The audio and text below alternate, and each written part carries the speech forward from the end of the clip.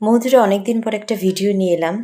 যে সমস্যাটা আমাদের এখন এই মুহূর্তে সমাজে আমাদেরকে জর্জরিত করে তুলছে সেটা হচ্ছে অবসাদ। মনের হাল হকিকত কেউ জানতে চায় না। তুমি কেমন আছো তার খবরটা তোমাকেই নিতে হবে। সব মন খারাপ কিন্তু অবসাদ নয়। মন আমাদের অনেক কারণে খারাপ হয়। সামান্য একটু চাওয়া পাওয়ার বিচ্যুতি হয়ে গেলেই খারাপ হয়ে যায়।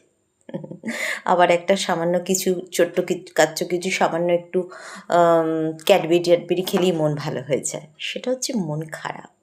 কিন্তু একটা গভীর মানসিক অতল স্পর্শী যন্ত্রণা থেকে যে মানসিক অবস্থা,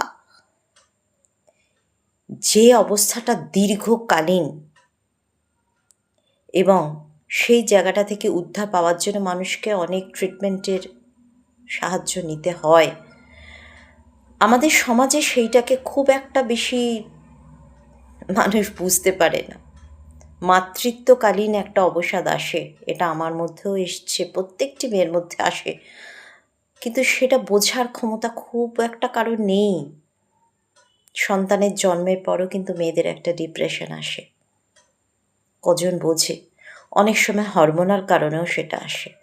আবার একটা নির্দিষ্ট বয়সের পরে মেয়েদের যখন শারীরিক অনেক পরিবর্তন হয় তখনও একটা অবসাদ আসে।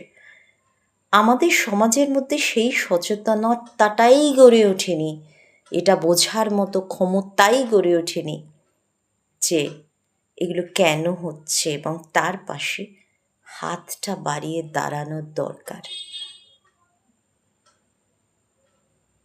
কবে সমাজ জাগবে? কবে আমরা বুঝব? কবে আমাদের বোঝা হবে?